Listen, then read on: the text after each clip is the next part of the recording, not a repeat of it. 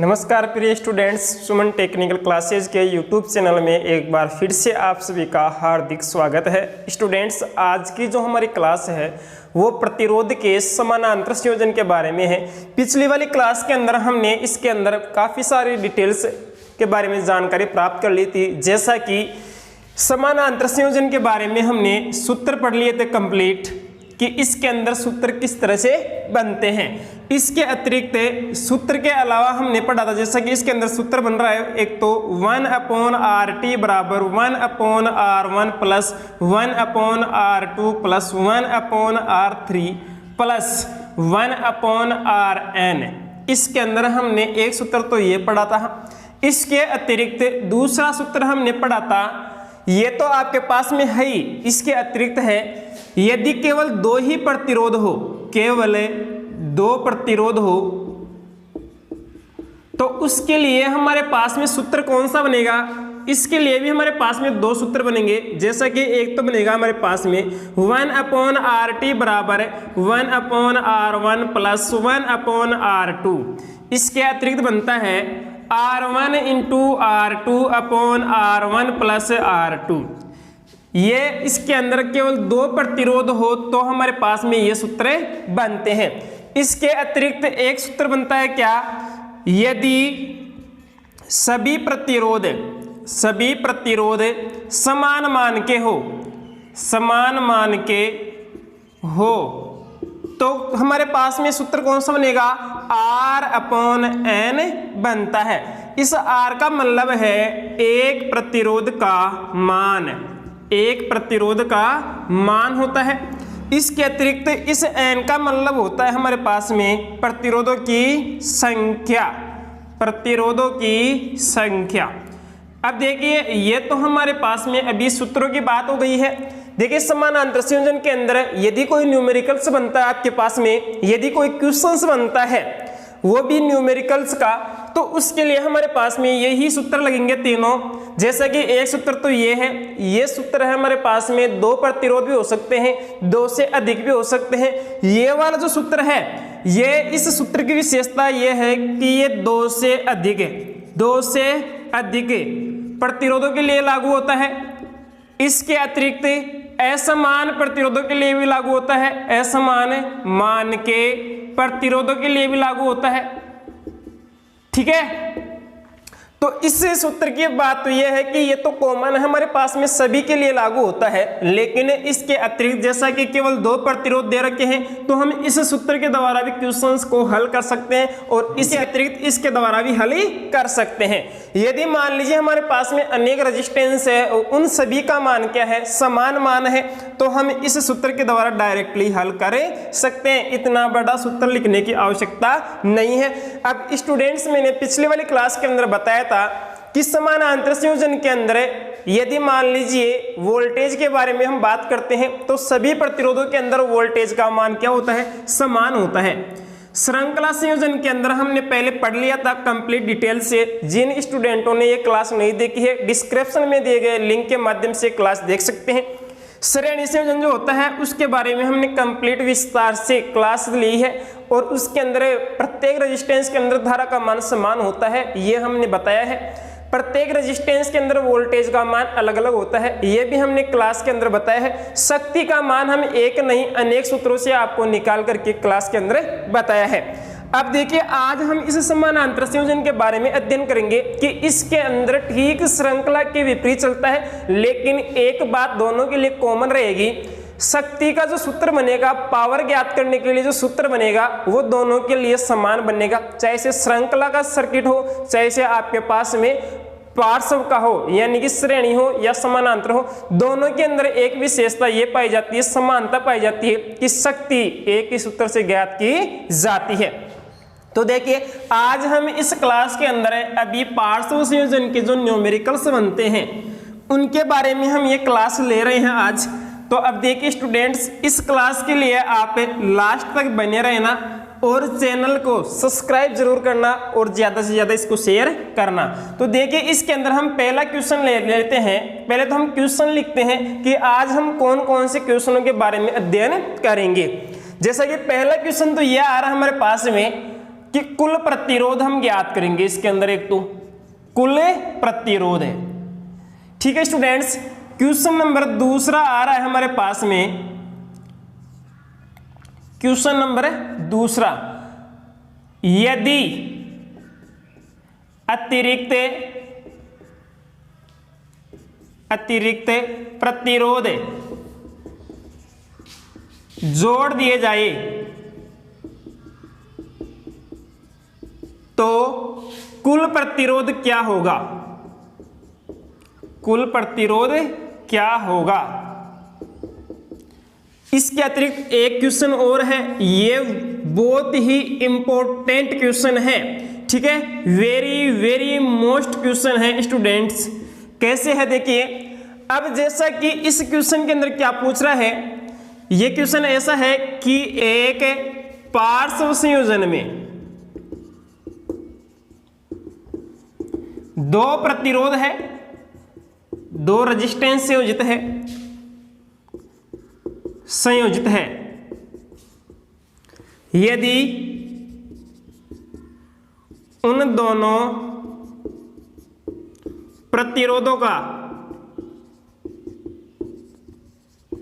मान 2 गुना कर दिया जाए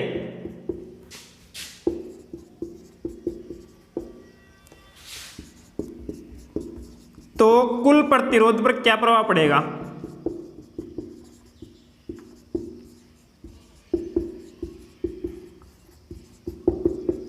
अब देखिए, एक तो क्वेश्चन इस तरह से दे सकता है कि एक पार्श्व संयोजन में 2 प्रतिरोध हैं। ठीक है, अब वो वहां पे आपको 2 प्रतिरोध है, उनका मान भी दे सकता है कि 2 प्रतिरोध है, एक 2 ओम का है और एक 3 ओम का है। क्वेश्चंस को समझने की कोशिश करना। वहां पे अब मान कुछ भी दे सकता है, 2 की जगह 4 दे सकता है और 3 की जगह 6 दे सकता है। हम पहले मानना कि मान सकते हैं कि हमारे पास में 2 प्रतिरोध है, एक का मान 2 ओम है, एक का 3 ओम है, प्रतिरोध संयोजित है। उन दोनों प्रतिरोधों का मान 2 गुना कर दिया जाए। अब जैसे 2 का 2 गुना कितना हो जाएगा? 4 ओम हो जाएगा और 3 का 2 गुना कितना हो जाएगा? 6 ओम हो जाएगा। ठीक है, तो कुल प्रतिरोध पर क्या प्रभाव पड़ेगा? एक क्वेश्चन तो यह है कि जो पहले से रेजिस्टेंस है उनका ही मान 2 गुना कर दिया जाए तो कुल रेजिस्टेंस पर क्या प्रभाव पड़ेगा? बढ़ेगा, घटेगा, नियत रहेगा। ठीक है, इस बात को हम सिद्ध करेंगे, यहाँ पे क्वेश्चंस को हल करेंगे। ऐसा नहीं डायरेक्टली हम आपको बता रहे हैं कि नियत रहेगा, घटेगा या बढ़ेगा। आपको इस क्वेश्चन के माध्यम से क्लियर करना है। एक ये बनता है क्वेश्चन, क्या ये रहा देखो, यदि अतिरिक्त प्रतिरोध जोड़ दिया जाए तो कुल प्रतिरोध पर क्या प्रभाव पड़ेगा? ये 2 क्वेश्चन है स्टूडेंट्स, ये दोनों बहुत ही इंपॉर्टेंट क्वेश्चन है। तो अब हम इनके बारे में अध्ययन करेंगे। तो अभी हम एक सर्किट बना लेते हैं और उस सर्किट के अंदर मान रख करके हम क्वेश्चंस को हल करते हैं। अर्थात आज की क्लास के अंदर हमारे पास में जो मुख्य क्वेश्चन बन रहे हैं वो यही बन रहे हैं कि समानांतर संयोजन के अंदर कुल रेजिस्टेंस कैसे ज्ञात किया जाता है, कौन कौन से सूत्रों के द्वारा ज्ञात किए जाते हैं, और यदि अतिरिक्त प्रतिरोध जोड़ दिया जाए तो क्या प्रभाव पड़ता है, और यदि मान लीजिए पहले से ही संयोजित है और उनका ही मान बढ़ा दिया जाए तो कुल प्रतिरोध पर क्या प्रभाव पड़ता है। तो देखिए आगे हम अभी एक सर्किट बना लेते हैं, 2 रेजिस्टेंस ले लेते हैं और उन दोनों का ही मान बढ़ा भी देते हैं, उनमें ही अतिरिक्त प्रतिरोध जोड़ देते हैं। जैसा कि हम सबसे पहले ले लेते हैं, यह हमारे पास में क्वेश्चन है एक, जैसा कि एक पार्श्व संयोजन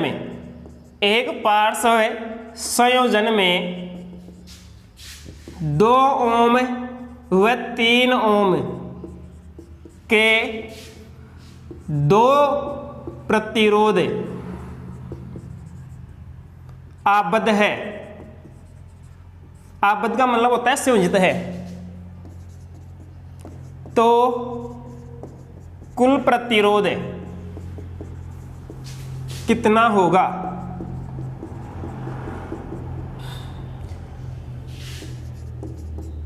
देखिए, एक आंसर तो मैं बता सकता हूं इसका डायरेक्टली आपको। पार्श्व संयोजन के अंदर यदि मान लीजिए इस तरह से क्वेश्चन देता है तो उसकी एक विशेषता यह भी है कि मेरे कहने से नहीं मानना, इस आंसर को आपके सामने अभी आ जाएगा आंसर है कि इसका आंसर है वो इस 2 ओम से तो कम आएगा कुल प्रतिरोध। ठीक है स्टूडेंट्स, अब वो एक तो डायरेक्टली ऑप्शन में क्या देता है 2 ओम से कम, एक देता है 2 ओम, एक देता है 3 ओम, एक देता है 5 ओम। तो आपको वहां पे क्वेश्चन को हल करने की जरूरत नहीं है, डायरेक्टली आंसर क्या देना है 2 ओम से भी कम होता है। तो अब देखिए इसके लिए 2 सूत्र बनेंगे आपके पास में, हम दोनों के द्वारा इसका मान निकाल लेते हैं। एक सूत्र तो कौन सा बन रहा है देखो, 1/RT बराबर 1/R1 प्लस 1/R2। एक सूत्र तो ये है, एक सूत्र है हमारे पास में R1 into R2 upon R1 plus R2। दोनों सूत्रों के द्वारा निकाल लेते हैं मान, एक ही आएगा दोनों के द्वारा। 1/RT बराबर 1 इसका सर्किट डायग्राम ले लो एक बार इधर आप, एक रेजिस्टेंस ये है, एक रेजिस्टेंस ये है, ठीक है। इसको हमने नाम दे दिया है क्या R1, इसको देते हैं हम R2, इसका मान है 2 ओम, इसका मान है 3 ओम, ठीक है। ये इधर हमने इसका डायग्राम बना लिया है। तो R1 का मान कितना है 2 ओम है, प्लस R2 का मान कितना है 3 ओम है। इसको आगे हल करते हैं तो इसका लघुत्तम ले लेते हैं, लघुत्तम कितना आ गया है 6 आ गया है। इसको आगे हल करेंगे तो 3 आ गए यहाँ पे, इसको आगे हल करेंगे तो यहाँ पे 2 आ गए हैं। तो 1/RT बराबर इन दोनों का योग करेंगे तो 5/6 हो गया है, 5/6। RT हम ज्ञात करेंगे, RT बराबर 6/5 हो गया है। 6 के अंदर 5 का भाग देंगे तो हमारे पास में मान कितना आ रहा है 1.2 ओम, ठीक है स्टूडेंट्स। एक तो हम इसको इतना बड़ा बना करके फिर हल करते हैं, दूसरा है डायरेक्टली ये सूत्र है। अब देखिए R1 और R2 का मान कितना है 2 × 3 और 2 + 3 कितना हो गया 6/5 बराबर 1.2 ओम। आप अपनी सुविधा अनुसार देख लेना, 2 प्रतिरोधों के लिए लागू हो गए सूत्र। तो अब एक तो डायरेक्टली हम इस तरह से हल कर रहे हैं, एक इसको हम इस तरह से हल कर रहे हैं। तो अब देखिए इसके अंदर कुल रेजिस्टेंस हमारे पास में कितना आ गया है 1.2 ओम आ गए हैं। और मैंने पहले ही बता दिया था कि पार्श्व संयोजन जो होता है, पैरेलल क्रम जो होता है, समानांतर क्रम जो होता है, उसके अंदर कुल रेजिस्टेंस हमेशा सबसे कम मान से भी कम प्राप्त होता है। अब देखिए एक विशेषता तो ये कन्फर्म हो गई है कि कुल रेजिस्टेंस जो होता है वो सबसे कम मान से भी कम प्राप्त होता है। समानांतर संयोजन की एक विशेषता क्लियर है। दूसरी विशेषता ये आ रही है इसके अंदर कि इसके अंदर यदि अतिरिक्त प्रतिरोध जोड़ दिया जाए तो इसके कुल प्रतिरोध पर क्या इफेक्ट पड़ेगा, क्या प्रभाव पड़ेगा। तो हम एक अतिरिक्त प्रतिरोध जोड़ते हैं तो इसके लिए मैंने बताया था कि समानांतर संयोजन के अंदर यदि अतिरिक्त प्रतिरोध जोड़ दिया जाए तो कुल प्रतिरोध क्या होगा, घटेगा। क्या होगा, घटेगा। और यही कारण है कि घरों के अंदर वायरिंग जो होती है वो समानांतर क्रम में ही की जाती है। तो अतिरिक्त प्रतिरोध और क्या जोड़ लेते हैं इसके अंदर, एक प्रतिरोध और जोड़ लेते हैं। लेकिन इसके अंदर देखिए स्टूडेंट्स, श्रेणी संयोजन के अंदर क्या होता है जी, कुल प्रतिरोध हमेशा क्या होता है सबसे अधिक मान से भी अधिक प्राप्त होता है। और उसके अंदर यदि अतिरिक्त प्रतिरोध जोड़ दिया जाए तो कुल प्रतिरोध क्या होगा, वहां पे बढ़ता है। आगे देखिए अब एक अतिरिक्त प्रतिरोध जोड़ लेते हैं हम इसके अंदर, जैसा कि यही है हमारे पास में सर्किट डायग्राम। 2 प्रतिरोध की जगह यहाँ पे ही ले लेते हैं, इस इक्वेशन के अंदर जोड़ रहे हैं हम। तो 3 ओम की जगह क्या ले लेते हैं, एक 4 ओम के यहाँ पे कर देते हैं 3। ठीक है स्टूडेंट्स, यहाँ पे अब हम इसको क्या कर रहे हैं, हल कर रहे हैं, अतिरिक्त जोड़ रहे हैं एक प्रतिरोध। एक क्वेश्चन ऐसा लेंगे जिसके अंदर इनका मान क्या रहेगा 2 गुना हम बढ़ाएंगे, फिर क्या प्राप्त होता है।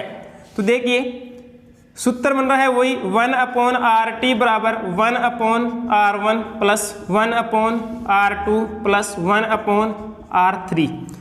अब इसके लिए भी हम सर्किट डायग्राम बना लेते हैं। एक है ये, एक रेजिस्टेंस ये है, एक रेजिस्टेंस ये है।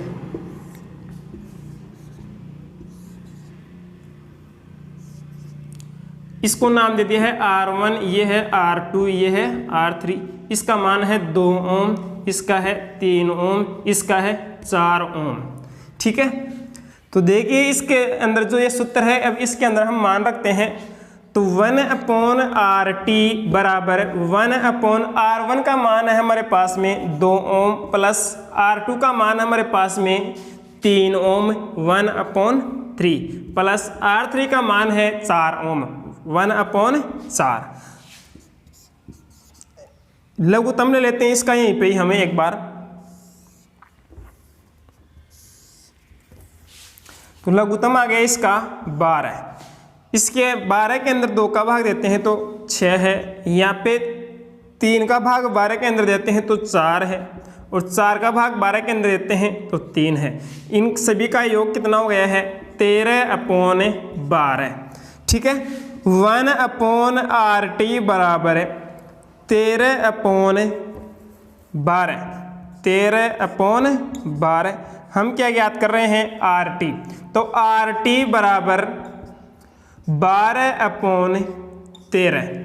ठीक है, RT बराबर, अब 12 के अंदर 13 का भाग देते हैं तो ये पूर्ण रूप से नहीं जा रहा है, तो इसके अंदर जो भाग दे रहे हैं हम यहाँ पे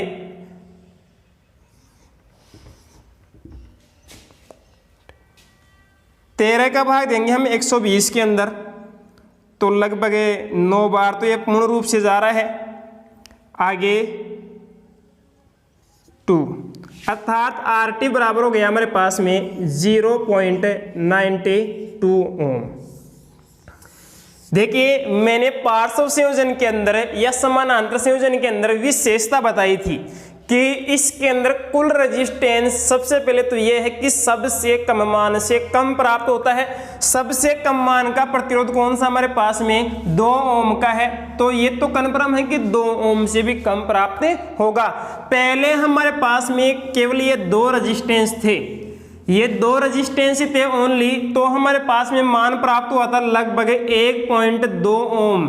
ठीक है, अब इन 2 के बाद में हमने एक अतिरिक्त प्रतिरोध और जोड़ दिया है 4 ओम का, तो हमारे पास में मान कितना प्राप्त हुआ है 0.92 ओम। अर्थात मेरे कहने से नहीं मानना है, आपके सामने क्वेश्चन सिद्ध हो गया है कि पार्श्व संयोजन के अंदर यदि अतिरिक्त प्रतिरोध जोड़ते हैं तो कुल रेजिस्टेंस हमेशा क्या होता है, घटता है। तो 2 बात आपके सामने सिद्ध हो गई है।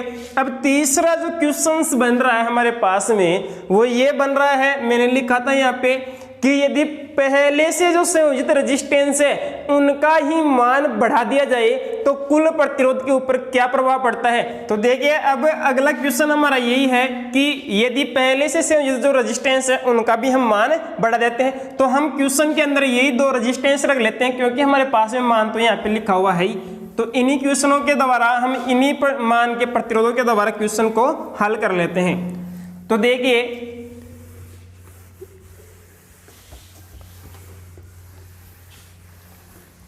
हमने अभी जो क्वेश्चन हल किए हैं वो ये किए हैं कि एक तो कुल प्रतिरोध हमने ज्ञात किया है। कुल प्रतिरोध हमारे पास में क्या आया 1.2 ओम।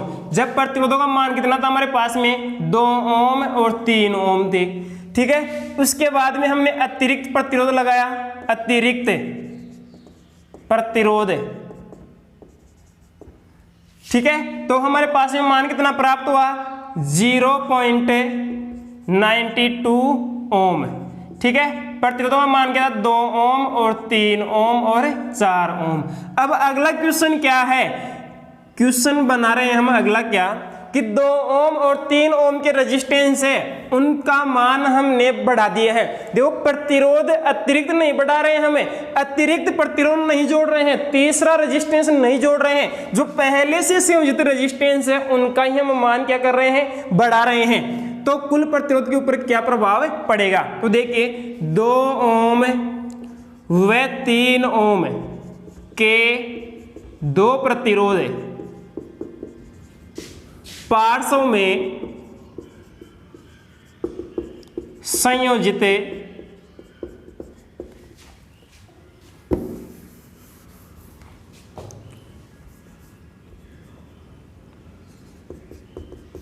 होने पर कुल प्रतिरोध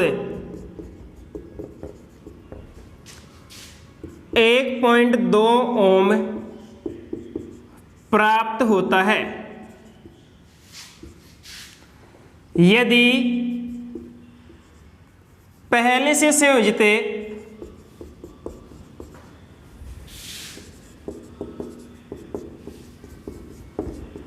दोनों प्रतिरोधों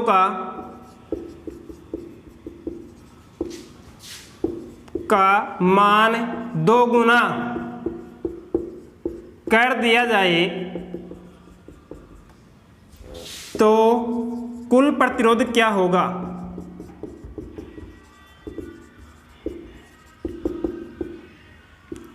अब ऑप्शन के अंदर मान दे सकता है आपको, देखो एक तो मान दे सकता है कि इतना ओम हो रहा है, 4.2 हो रहा है, या 2.4 हो रहा है, 3.5 हो रहा है, या ऑप्शन में आपको इस तरह से भी दे सकता है घटेगा, बढ़ेगा, नियत रहेगा, या इनमें से कोई नहीं, या ये सभी। तो हम अभी इस क्वेश्चन को हल करके देख लेते हैं। घटता है, बढ़ता है, या नियत रहता है, 2 ओम प्राप्त होता है, 4 ओम प्राप्त होता है, या 6 ओम प्राप्त होता है, या 1 ओम प्राप्त होता है। सबसे पहले क्वेश्चन देखिए आप, 2 ओम व 3 ओम के 2 रेजिस्टेंस है, 2 प्रतिरोध है। तो देखिए सर्किट डायग्राम बना लेते हैं पहले तो। एक प्रतिरोध तो ये है हमारे पास में, एक प्रतिरोध ये है, ठीक है। 2 प्रतिरोध आ गए हमारे पास में। अब देखिए इन दोनों प्रतिरोधों को हम नाम देते हैं, ये है R1, ये है R2।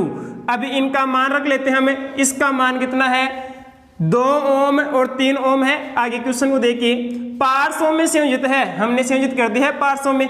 कुल प्रतिरोध है, यदि 2 ओम और 3 ओम को पार्श्व में संयोजित करते हैं तो कुल प्रतिरोध 1.2 ओम प्राप्त होता है। यदि पहले से संयोजित दोनों प्रतिरोधों का मान 2 गुना कर दिया जाए तो कुल प्रतिरोध क्या होगा। अब देखिए हमारे को इन प्रतिरोधों का मान क्या करना है, 2 गुना करना है। तो देखिए 2 ओम का 2 गुना क्या हो जाएगा, 4 ओम। क्या हो जाएगा, 4 ओम। और 3 ओम का 2 गुना क्या हो जाएगा, 6 ओम। हल कर लेते हैं, दोनों सूत्रों से ही हल कर लेते हैं इसको।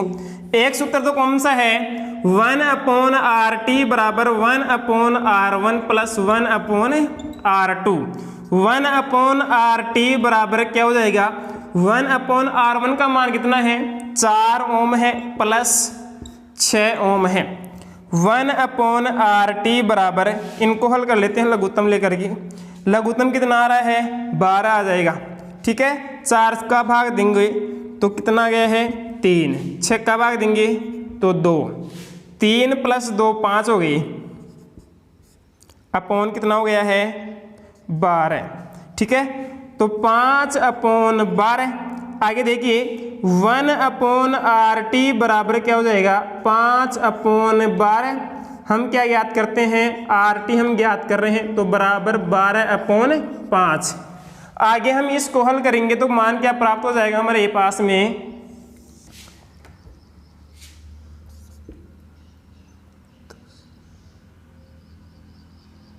2.4 ओम, ठीक है। इतना बड़ा आप हल नहीं करते हो तो आप डायरेक्टली इस तरह से भी कर सकते हो, R1 × R2/R1 प्लस R2।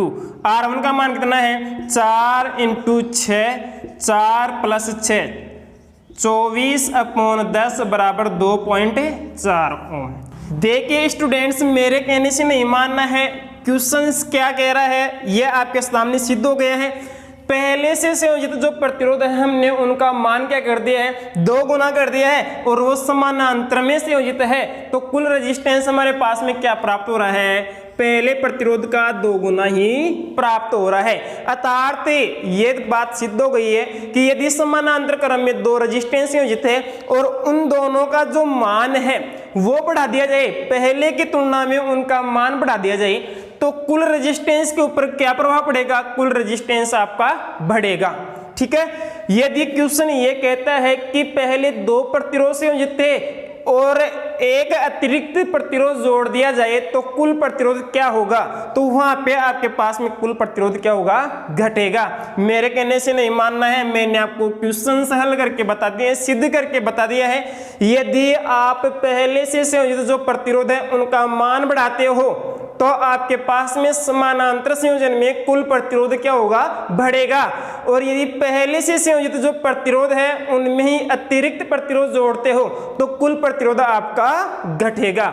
ये दो बात आपके सामने सिद्ध हो गई है। इसके अतिरिक्त आगे इसके अंदर क्वेश्चंस हम अभी और कौन कौन से हल करेंगे, जैसा कि प्रत्येक प्रतिरोध के अंदर धारा का मान अलग अलग होता है, ठीक है। प्रत्येक प्रतिरोध के अंदर वोल्टेज का मान समान होता है और प्रत्येक प्रतिरोध के अंदर शक्ति का मान हम ज्ञात करके देखेंगे।